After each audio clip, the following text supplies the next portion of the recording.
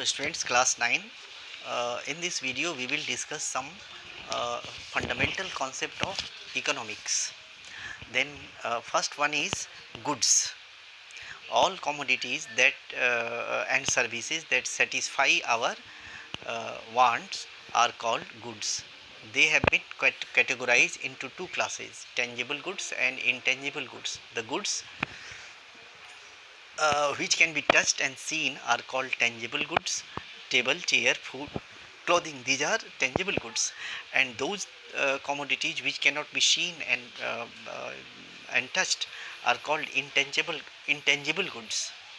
uh, just as the teaching ability of a teacher, a lawyer, you see the service of a lawyer, the service of a doctor, an engineer, these are intangible goods. Again, the goods have been classified into two groups, free goods and economic goods.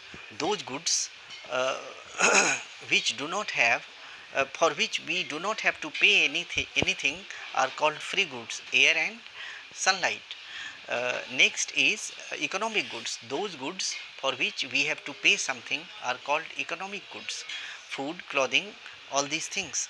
Next is again goods have been classified into two groups, consumption goods and capital goods or producers goods. Consumption goods are those goods which are prepared for, which are you see created for use, direct consumption, just as bread, rice, these things. And capital goods are used for further production, just as coal sorry these are capital goods, the goods which are used for further production, just as you see raw materials and other things. And seed of wheat, seed of you see paddy, they are capital goods. Utility, next is utility.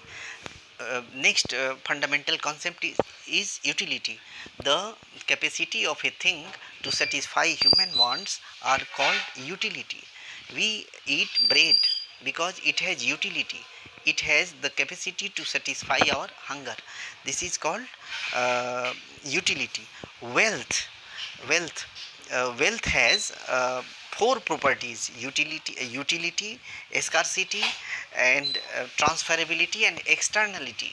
All types of wealth that we possess, we use them in for different purposes, and they are not in plenty. They have you see limited quantity, and their ownership, the ownership of wealth is transferable.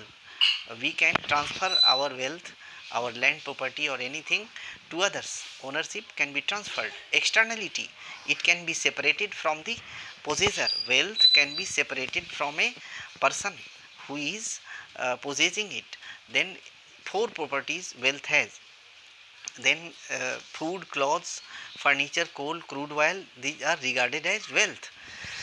Next, wants. Wants, what is wants? Avashakta, the desire for the satisfaction from a commodity is known as wants. If we feel hunger, we desire to eat uh, bread or rice, whatever we eat, we desire to eat, then this is called want. Another necessity for the use of commodity is called wants. For example, in the hectic schedule of everyday life, the desire to listen to music to relieve oneself from stress can be termed as wants. Food, clothes, these are termed as wants. Next is welfare. uh, Economic welfare and non-economic welfare. Welfare is also one fundamental concept of economics, and it is of two types. Economic welfare and non-economic welfare. Economic welfare means what? Uh, Economic welfare can be achieved through the medium of money. If we have wealth, we can use and get economic welfare. But love and care from parents they are called non-economic welfare. uh, this is welfare. Next is price, the amount of money paid by a buyer to the seller is called price. When you go to market, you to purchase something, you pay the seller some amount of money, and then you get the commodity. The amount of money that you pay to the seller for that commodity is called price. Next is demand. Demand very important. Demand is very important. The desire of a person to consume to consume something can be termed as cannot be termed as demand. The desire of a person backed by means and his willingness to buy the thing at a particular rate. The desire of a person backed by supported by the means, his means, and his willingness to get that person get that commodity at a particular price may be called demand. You see, mere desire for a commodity is not demand. Demand means the desire supported by you see means and willingness to get that thing at a particular price is demand. If you have desire and you do not have money to buy, it is not demand. If you have desire but you do not, if you have desire you have money also, but if you are not willing to spend money, it is not want.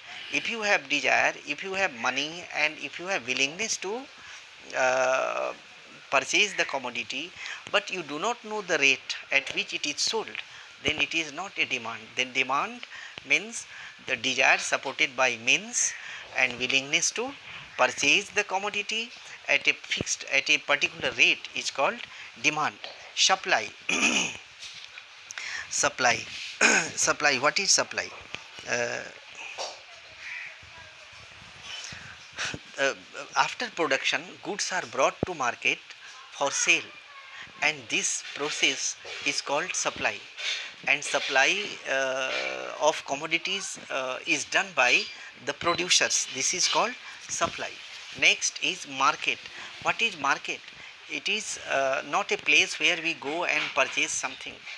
It is an arrangement for selling and purchasing of commodities at a particular rate is called market.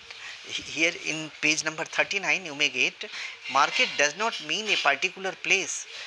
Market means an arrangement where buyers and sellers buy and sell directly or indirectly. This is called market. Stock market, online markets, these are markets. Next is microeconomics and macroeconomics. Next is capital. Capital. Uh, Capital is the produced means of production. Capital is the produced means of production. Sieving machine, food grains, production of food grains, loom, sieving machine and implements are the capital for further production. If you produce rice, paddy, and after you save some paddy for growing next for cultivating again and growing next crop of rice, the saved rice is called produced means of further production, that is capital. Capital and different type capital includes factory have land, you see one uh, you see house to start the factory. These are uh, included in capital. And next is saving. What is saving? What is saving? And saving is very important. Saving the amount of the you see the portion of our income which we do not spend on consumption is called saving. and this saving uh, creates capital, and after the creation of capital we do investment for further production. Then saving is very important for capital formation. Investment, the saved